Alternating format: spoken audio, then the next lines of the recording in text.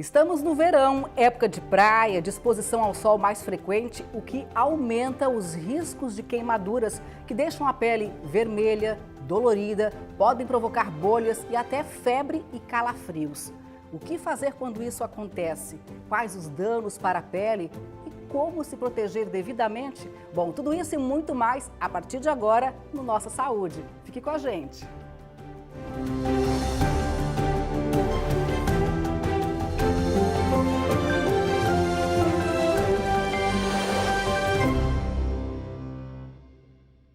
E nós temos o prazer de receber hoje aqui no estúdio a doutora Carol Berger, cirurgiã geral com pós-graduação em dermatologia. Doutora Carol, que prazer lhe receber aqui no Nossa Saúde, seja muito bem-vinda. Oi, Rafa, é um prazer estar aqui com vocês, poder conversar sobre esse assunto que agora é tão frequente no verão, as queimaduras solares, e como isso acontece e como que a gente pode tratar também. A gente ouve muito falar, né, em raios UVA, UVB, que são os raios ultravioletas produzidos pelo sol. Qual a diferença entre eles? Nós temos dois tipos de radiação ultravioleta que incidem, né? Então, o raio UVA e o raio UVB. O raio UVA, ele tem uma constância, então ao longo do dia ele tem a sua intensidade constante. Os raios UVB, eles são mais intensos entre aquele período que a gente pede para a pessoa não se expor ao sol diretamente, que é entre as 10 e 16 horas. Os raios UVA, eles vão causar um estresse oxidativo na célula, vão ativar a melanina, que é responsável pelo bronzeado, e podem aí provocar também as queimaduras solares. E os raios UVB, que são mais nocivos, mais preocupantes, eles causam alterações mais intensas nas células e podem desenvolver tumores e lesões de pele. Agora, esses raios UVA e UVB, eles também incidem em dias nublados ou só em dias ensolarados? Como é que é isso? Com certeza. A partir do momento que a gente tem o dia, né, o sol raiando ali, a gente tem a intensidade desses raios e ele varia ao longo do dia, né? Então, a exposição solar, a gente já recomenda que seja no horário em que os raios são menos intensos, porque ele tem uma variação. Os raios, eles seguem incidindo mesmo nos dias nublados. O que acontece? A gente tem a falsa sensação de que eles não estão incidindo porque as nuvens cobrem, né, e fazem essa barreira. Então a gente não enxerga aquele sol e acha que o raio não está incidindo, quando na verdade não. Ele só está sendo bloqueado parcialmente, mas ele tem, apesar de uma intensidade um pouco menor, ele está ali. O que é um erro muito grande que as pessoas cometem é achar que em dias nublados não precisa se proteger, que está tudo certo. É um erro muito comum e a maioria das queimaduras solares, né, das pessoas que costumam cuidar da pele, que têm o hábito de usar um filtro solar, acontece por causa desse engano aí de achar que no dia nublado não precisa nenhuma proteção. E até mais cedinho da manhã é preciso se proteger porque o nublado não... O nublado não significa que o raio não está ali, ele está em menor intensidade, porque tem uma barreira física, que são as nuvens, né? Mas ele ainda está ali e ainda segue sendo nocivo para a pele. Esses raios, eles variam de cidade para cidade, de país para país?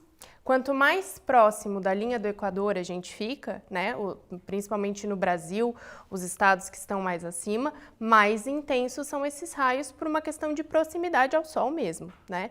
A variação deles muda de acordo com cada estado. Aqui no Sul a gente tem raios um pouco menos intensos, mas no Sul nós temos uma característica populacional de pessoas de pele mais clara, de fototipo 1, de olhos claros, ruivos, com sardinhas, e a nossa população acaba sendo mais suscetível aos raios do que a população que já tem uma melanina mais protuberante e daí acaba tendo um pouco mais de proteção. E fala um pouco pra gente sobre o efeito, né, desses raios UVA e UVB na pele, no nosso dia a dia, né, quando a gente pega um sol. Então, a radiação ela vai provocar nas nossas células um estresse oxidativo. O que seria isso? É um dano, né? Então, o Sol ele tem uma exposição cumulativa, ou seja, acaba ocorrendo ao longo dos anos, a pessoa que se expõe frequentemente ao Sol, o dano vai sendo acumulado. Por isso que as pessoas mais velhas tendem a ter mais manchas na pele, mais lesões, mais tumores, lesões pré-malignas e malignas de pele, porque esse dano ele vai se acumulando.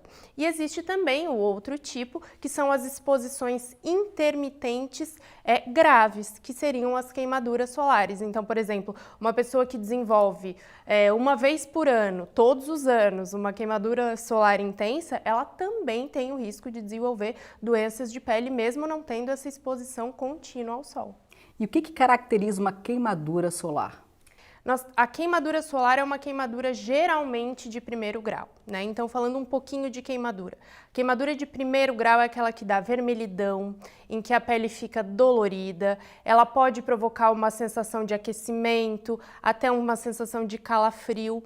A queimadura de segundo grau pode ocorrer no sol, não é comum. Geralmente aquelas pessoas que acabam dormindo no sol, esquecendo ou passam algum produto, já ouvi falar limão, coisas ácidas para tentar bronzeado, isso é muito perigoso. Isso pode provocar realmente uma queimadura de segundo grau. Ela é mais comum com líquidos quentes e acidentes domésticos. E a queimadura de terceiro grau, a gente tem uma queimadura que envolve aí até musculatura e que o paciente precisa ser hospitalizado, mas não acontece geralmente com as exposições solares. E por que normalmente a gente está ali no sol, né, tá se expondo ali aos raios solares e não sente, né, essa vermelhidão, não sente que está realmente se queimando? É só horas depois que a gente chegou em casa que a gente vai ver o estrago. Normalmente é isso que acontece, né? Justamente, porque na hora que os raios estão incidindo, que a pessoa começa a ver o bronzeado, que a pele vai ficando um pouquinho avermelhada, ainda não desenvolveu o processo inflamatório decorrente dessa radiação, né? Então, horas depois, ali 4 horas depois, é que a gente vai ter uma cascata inflamatória de citocinas que vai provocar a dor, o vermelhidão mais intenso e aí até os sintomas sistêmicos que podem ocorrer. E o que é mais comum? O que você vê no dia a dia no seu trabalho, né? Que tipo de queimadura é a que acontece com mais frequência, especialmente nessa época de verão? As queimaduras de primeiro grau são 90% de todas as queimaduras que a gente tem em relação ao sol, né? Primeiro porque as pessoas acabam indo nesses dias nublados, não dando tanta consideração, esportes também ao sol, né? Às vezes esquece de passar um protetor solar, de usar uma outra proteção, então isso pode ocorrer e realmente é a exposição de vários dias ao sol. Aquelas pessoas que vêm para a praia, acabam ficando vários dias na praia e esse dano vai acumulando, esse processo inflamatório vai acumulando, aí chega ali no final das férias, tá realmente machucado. E aí o que elas sentem? Pode ter, inclusive, ter febre, calafrio, você falou nisso, né? Bolhas, descascar, enfim, são consequências bastante preocupantes, não é, doutora? Sim. A descamação da pele, ela vem intrínseca ao processo dessa lesão por conta do sol, né? Porque a camada superficial de queratina, ela vai descamar porque aquelas células sofreram um dano precoce, uma morte celular precoce. Então, descamar vai acontecer. A pergunta mais frequente é: o que eu posso passar para não descamar? Não adianta, se já teve a lesão ali, mais cedo, mais tarde, com um pouco mais de hidratação ou menos, aquela pele vai acabar descamando porque precisam vir células novas naquele local, né? Os sintomas sistêmicos, ele vem não diretamente pelo sol, mas depois daquele período das primeiras horas ali de exposição solar, desenvolve um processo inflamatório intenso no organismo. Então, por exemplo, uma pessoa que queima só a região do colo e do pescoço, ela vai ter um dano inflamatório muito menor do que uma pessoa que queima o corpo todo, né, por uma questão diária. Então, essas pessoas que fazem queimaduras solares grandes do corpo todo ou dormem no sol, elas acabam tendo calafrios por conta do processo inflamatório decorrente disso. E às vezes também está lá naquele sol, está um dia fresquinho, tem um ventinho, o ventinho acaba também potencializando essa queimadura e a pessoa não percebe, ou seja, tem que ficar muito atento, né, doutora? Tem que ficar muito atento porque o vento muda a nossa sensação térmica. Então, quando a gente está exposto ao sol e a pele começa a aquecer, é involuntário, a gente acaba querendo sair dali porque a temperatura corporal acaba aumentando, né? Quando tem o vento, essa sensação térmica, ela é diferenciada, a gente sente como se estivesse menos exposto ou sofrendo menos. E, na verdade, não, os raios estão incidindo da mesma forma. A gente falou muito aí sobre as consequências das queimaduras, né? Agora, O que a gente tem que ficar atento mesmo, doutora, é que, na verdade, ano após ano, como você mesma falou, lá na frente o resultado pode ser um câncer. Nós recentemente fizemos um programa alertando aí sobre o câncer de pele e esse é realmente o grande perigo, não é? É o grande perigo, mas tem muitas outras coisas que pode causar também. Então, todas as manchas na pele, lesões benignas que podem vir a se tornar lesões malignas, o fotoenvelhecimento, né, o envelhecimento da pele por conta daquele dano, isso ocorre tudo por causa dessa exposição prolongada, recorrente ou desses processos intermitentes muito intensos. E às vezes as pessoas de repente não dão tanta bola para isso, porque na hora que pega o sol fica bonito, né? Fica bronzeado, depois de um tempo você fica bonita, fica ótimo. Só que o câncer ele vem depois de anos. É um dano cumulativo. Então, a célula ela sofreu aquele estresse, ela vai ter um processo de renovação celular muito mais intensa. Quanto mais sol se toma, mais ela precisa renovar. Em algum momento dessa renovação celular, podem acontecer alterações genéticas ali e desenvolver uma lesão maligna. A maioria das pessoas que pega esse sol, né, sem a devida proteção, ano após ano, certamente vai desenvolver um câncer, mesmo que seja um câncer benigno, é certo isso? Ou a maioria se safa? Como é que funciona isso? Isso varia muito da pessoa, do fototipo que a gente chama. Então, pessoas mais claras, que têm uma menor produção de melanina, que têm os olhos claros, como a gente tem aqui bastante no sul, elas têm menos proteção, porque a melanina é uma proteção contra essa radiação solar. Então, quanto mais clara a pele, menos proteção ela tem, maior o risco que ela vai desenvolvendo ali naqueles processos de exposição solar. E, dependendo da quantidade e da área de exposição solar, né, ela pode desenvolver sim. É o que eu costumo dizer no meu consultório para os meus pacientes. Não é uma pinta que talvez se torne um câncer de pele. Se a pessoa tem 20 pintas, a chance aumenta 20 vezes, né? Porque uma delas pode vir a se tornar uma lesão maligna. E por que ainda a gente leva tanta informação para as pessoas, ou seja, hoje em dia tem vários veículos aí levando essa informação, e por que mesmo assim as pessoas ainda não têm a consciência de tomar um sol com a devida proteção, de evitar o sol naqueles horários mais perigosos? Eu acho que isso é uma coisa bastante cultural do Brasil. A gente tem muitas praias, né, muito esporte aquático, muitas atividades físicas ao ar livre e as pessoas acabam, pelo tempo nublado, por ser, é rapidinho, eu vou aqui, vou ali, faço uma caminhada, acabam realmente não dando o devido valor para isso. Mas nós temos sempre as campanhas, né, já tem o Dezembro Laranja, que a gente reforça isso para a população e a gente está sempre procurando alertar sobre isso. Você falou alguma coisa sobre a questão do limão, né? Eu queria voltar nesse assunto, porque o limão é bastante preocupante, especialmente no verão, o sol não combina. Não combina. Quais são os perigos? Quando acidentalmente a gente cai alguma substância ácida, né, na pele e tem essa exposição solar, pode ocorrer uma mancha na pele, que é o mais comum, né, porque é pequena quantidade. Então, essas manchas podem ocorrer, a gente depois tem a possibilidade de tratar. O que mais preocupa são as grandes quantidades. Há bem pouco tempo atrás, tiveram algumas pessoas na rede social que colocaram propositalmente limão para tentar fazer um bronzeado mais bonito, né? E realmente ocasionou uma queimadura de 2º grau com necessidade de hospitalização. Ou seja, a gente toma também muita bebida, né, no verão com limão, caipirinha e água com limão, e aí toma embaixo do sol, ou seja, muito cuidado. Orientação, assim que perceber, lavar com água e sabão. Só a água, às vezes, vou ali no mar, vou lavar com a água do mar, não vai tirar, porque é ácido. Então a gente precisa lavar com água e sabão para evitar o risco de manchas e de queimaduras. Muito bem, fico alerta então. Doutora, a gente faz uma pausa agora, nós vamos para o intervalo e na sequência então a gente volta com muito mais informações. Vamos falar no segundo bloco sobre prevenção, como se proteger devidamente para evitar queimaduras e a longo prazo doenças mais graves. Não saia daí, a gente volta já.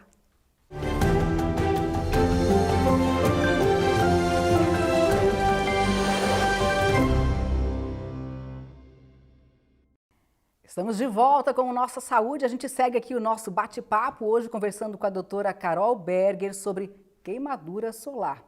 Doutora Carol, e aí a pessoa foi para o sol, acabou não se protegendo, teve uma queimadura que ela deve fazer? Qual é a primeira ação? Então, primeiro a gente precisa definir o quão grave foi essa queimadura, né? Se é apenas aquele vermelhidão, aquele desconforto na pele, sensação de repuxamento e dolorimento, ela pode aplicar apenas substâncias tópicas, né?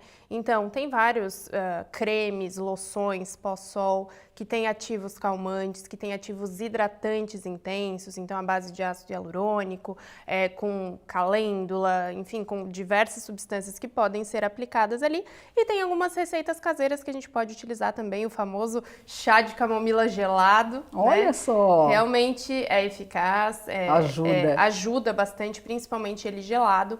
Outra coisa que recomendamos bastante para diminuir aquela sensação de ardor e de calor é água termal. A água termal colocada na própria geladeira, a pessoa bota na geladeira, usa o spray geladinho ali, dá uma sensação de conforto muito grande.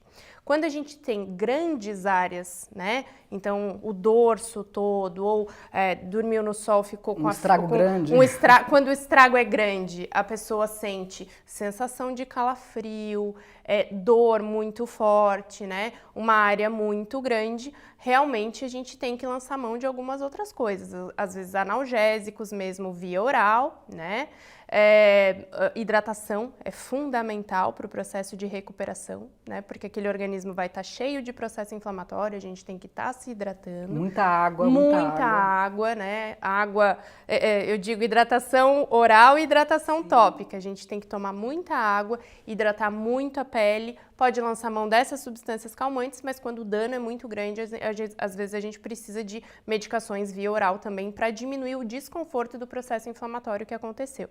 Essas compressas de chá de camomila ou as loções compradas em farmácias, elas devem ser feitas de quantas em quantas horas? Geralmente de 2 a 3 horas a gente pede, dependendo do dano que ocorreu, né? Não adianta passar uma vez e deixar, né? Não adianta passar uma vez e deixar porque justamente a pele vai absorver. E quanto mais rápido ela absorve, também é uma dica legal, quanto mais rápido a pele vai absorver aquela loção, aquele creme, é porque ela está precisando. Então vamos repetir essa passada aí de 2 a 3 horas geralmente.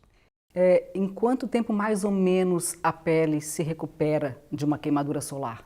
Depende muito da intensidade que isso ocorreu. Geralmente a gente tem em torno de 7 dias o processo aí de ocorrer toda aquela descamação, né, da pele, aquelas células que sofreram um processo de morte celular descamar e recuperar e vir uma nova camada aí progressivamente recuperando essa pele, mas 7 dias é um tempo que a pessoa já está menos dolorida. E aí começa a descascar e tem gente que vai lá e puxa a pele assim. Não faz. Não, de jeito nenhum. Deixa a pelezinha que ela cai por si só. A pele tem o seu tempo. Quando descamar a pele e aquela descamação sair sozinha, é porque já tem uma célula vindo embaixo para fazer aquela renovação. Quando arranca quando faz crostas um pouquinho maiores e acaba arrancando, tem uma região ali atrás que não estava solta, que não estava descamando espontaneamente, que ela pode machucar e sofrer uma lesão novamente. Quando procurar um médico? Sempre que os sintomas sistêmicos, né, febre, calafrio, pode ocorrer também diarreia, vômito, quando isso não cessar, né? Então, sintomas sistêmicos, tomei uma medicação, não passou a dor, estou muito enjoado, estou tendo diarreia, procurar um médico para ver se realmente tem alguma outra coisa associada. Doutora, no seu dia a dia, no seu trabalho, você vê muita queimadura de bebê, de crianças? É comum? As crianças, por uma campanha muito forte da Sociedade Brasileira de Dermato e também da pediatria, os bebês não são tão expostos ao sol. Os pais cuidam um pouquinho mais. Mas as crianças sofrem queimaduras muito mais intensas e elas não têm como se expressar, né? Então, assim, o importante, bebês, crianças pequenas, hidratação via oral. Isso é muito importante. Às vezes a gente não se dá conta, acaba passando um monte de cremes, de loções, achando que aquilo ali vai recuperar, mas o processo inflamatório precisa de muita hidratação. Agora, para evitar chegar até aí, né, nesse estrago grande aí, de ter uma queimadura, de ter todos esses sintomas, pele descamando, enfim, a proteção ela é fundamental. Aí vamos falar um pouquinho sobre isso, né, porque hoje em dia a gente tem muitas opções de filtros solares, e aí eu quero saber, na hora de ir para o sol, né, eu preciso usar um filtro. Que filtro que eu escolho? Qual o fator né, seria o ideal? Isso difere de pessoa para pessoa? Como é que funciona? A Sociedade Brasileira de Dermatologia recomenda que o mínimo fator protetor solar seja de 30, né, com os protetores que têm proteção UVA e UVB. Tem pessoas que utilizam aquelas loções com fator de proteção 15, 10, com vontade de realmente bronzear a pele, mas isso não previne os riscos de fazer a queimadura solar. Então, o fator protetor solar de mínimo 30, o importante é a quantidade, né? Então, para o corpo, geralmente 3, 4 colheres de sopa, para o rosto, 1 colher de chá. E a gente tem que estar reaplicando esse protetor a cada 2, 3 horas. Foi no mar, foi na piscina, fez exercício físico, que suou, que aquela proteção solar pode ter saído, tem que fazer reaplicação mais frequente, né? Isso é muito importante. E, obviamente, o que a gente pede é outros tipos de proteção, não só o filtro solar. Tem muitas outras coisas que a gente pode associar, né? Chapéus com fator de proteção, guarda-sol tem bastante já com fator de proteção, as próprias camisetas, eu digo, se a pessoa não tem muito para investir, tem que investir em uma coisa para o verão, ela tem que investir numa roupa com proteção, né, solar. Por quê? Porque esse filtro, quando a gente tem que reaplicar o filtro solar, se não reaplica na medida adequada também e no tempo adequado, acaba que corre o risco de sofrer uma queimadura solar. E com aquela blusinha de proteção, isso ocorre bem menos. Lembrando que a questão também de tomar banho de mar também potencializa a questão do reflexo na areia. Com Tudo certeza, isso, né, doutora? Com certeza. E outra coisa que eu gosto sempre de lembrar é que, assim, não é porque está debaixo do guarda-sol que não precisa de proteção, né? Então, a gente tem a irradiação que vem com o aquecimento da areia, vem aquela irradiação, então aquele calor todo, os raios que vêm indiretamente pelos guarda-sóis que não têm fator de proteção, né? A própria roupa, às vezes as pessoas colocam uma blusa para ir fazer um esporte aquático, mas ela não tem um fator de proteção e acaba queimando através do tecido, né? Então é importante sempre utilizar o filtro solar e lançar mão de outras opções aí. Também para os olhos a gente tem o risco aí de desenvolver doenças oculares, né? Então sempre óculos de sol que tenha regulamentação adequada das lentes para proteção, chapéus, bonés, blusinhas de proteção solar, também os guarda-sóis que a gente pode lançar a mão aí. Tudo isso é importante e ajuda muito, né? Muito. Lábios. A gente muitas vezes esquece, né? A gente esquece, mas se esqueceu, se não tem nada para usar no lábio, pode passar o protetor solar do rosto no lábio também, né? Vai ficar um gostinho um pouquinho desconfortável, porque não é próprio para isso, mas é melhor passar do que não passar nada. E eu posso usar o protetor do corpo para o rosto também, ou seria ideal ter um para o corpo e um para o rosto? O que muda, às vezes, na composição dos protetores para corpo e para rosto é que o rosto, geralmente, a pele é mais fina, ela é mais sensível, então alguma composição daquele filtro solar corporal, ele pode acabar causando irritação dos olhos, principalmente, né? Aquele lacrimejamento, aquele ardor. Então, o ideal é que para o rosto tenha um filtro solar específico e para o corpo outro. O inverso não é verdadeiro, então o filtro do rosto a gente pode usar no corpo tranquilamente. Muito bem. A gente faz uma pausa agora. A nossa equipe preparou uma reportagem, então, com pessoas que trabalham expostas ao sol e a gente foi saber como é que elas se cuidam, se é que elas se cuidam. E também com algumas pessoas que estão indo à praia agora, principalmente nessa época, para lazer. Dá só uma olhada. Manhã de sol e um lindo dia de verão em Florianópolis. Aos poucos, o cenário ganha mais cores. Moradores e turistas chegam com guarda-sóis, cadeiras, cangas e o barulho das ondas disputa com as conversas à beira-mar. Esse cenário o Flávio Tito conhece bem, afinal são 10 anos trabalhando na praia durante o verão. Ele conta que não troca isso aqui por nada, mas confessa que trabalhar sob sol requer atenção e cuidados. Tem os prós e os contras. Trabalhar na praia, né, o dia todo, solzão, faz um pouco de mal para a pele.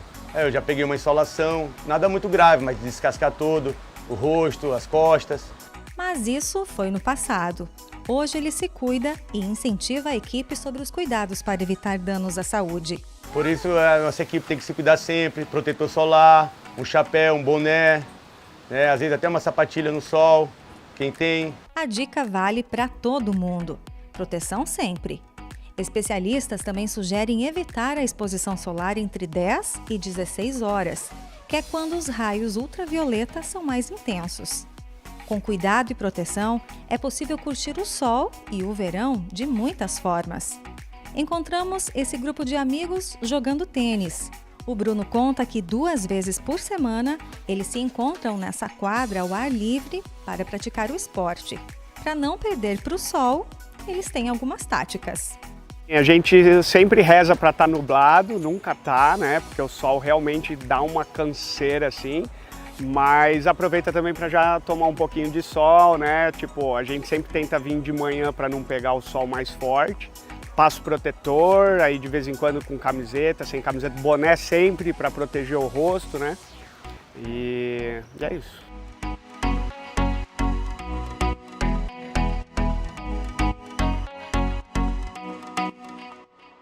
A gente viu aí então a reportagem, né, mostrando como é que as pessoas se cuidam aí para evitar danos provocados pelo sol, doutora. E aí quem trabalha, né, diariamente ali exposto aos raios solares, qual o recado, qual a orientação, como é que essas pessoas devem se proteger?